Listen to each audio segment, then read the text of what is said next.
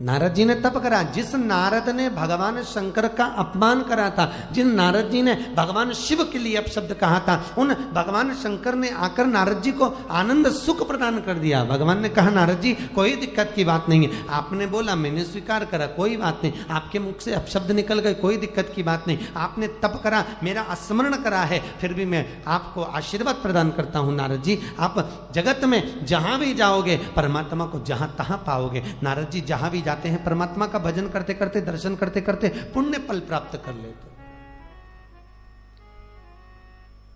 मेरा ही दर्शन।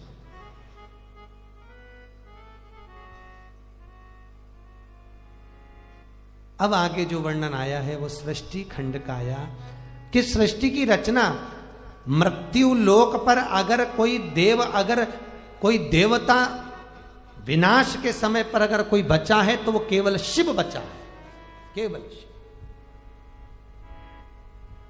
कितनी बड़ी त्रासदी हुई थी 16 जून को केदारेश्वर में, कितनी बड़ी, सब नाश हो गया, सब नष्ट हो गया, सब चले गया, बचा कौन?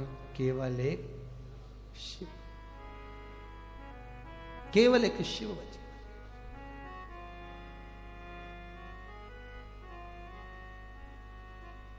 और उसके बाद भी लोग पूछें कि आखिर तुम मंदिर क्यों जाते हो, तुम तीर्थ क्यों जाते हो, तो जरा विचार कर कर देखो कि इतनी बड़ी त्रासदी होने पर भी एक शिव मंदिर भी टूट कर नीचे गिर जाता।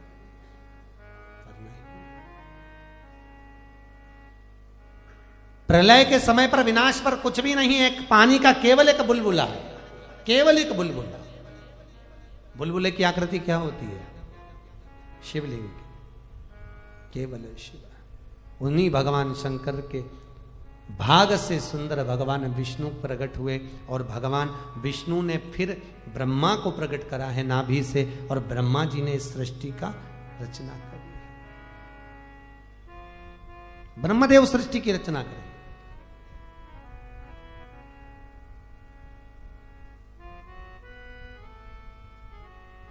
ब्रह्मा जी ने अपनी जंघा से मनु और शत्रुपा को उत्पन्न करा।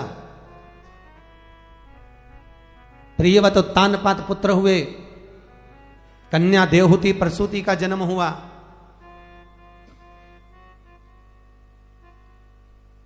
भगवान ब्रह्मा ने संध्या और कामदेव को प्रकट किया।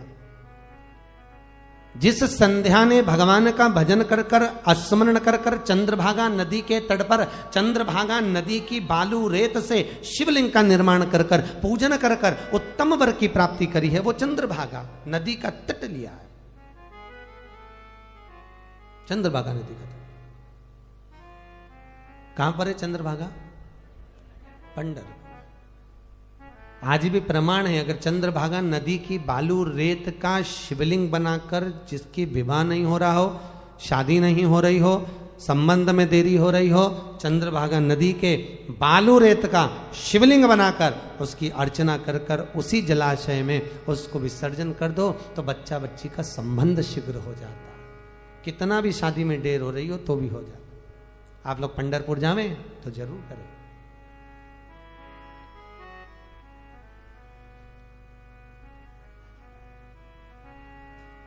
कल यहां पर होगा ना माखन के शिवलिंग का अभिषेक के साथ है, कल का तीसरा अभिषेक होगा माखन के शिवलिंग का।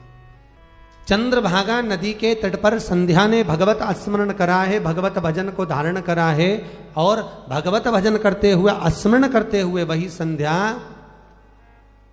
देवयुग से अरुंधति बनकर वशिष्ठ बाबा के साथ में मंगल विवाह इनका हुआ। धर्म संस्कार से जुड़ी अन्य जानकारी के लिए हमारे चैनल को सब्सक्राइब करना ना भूलें।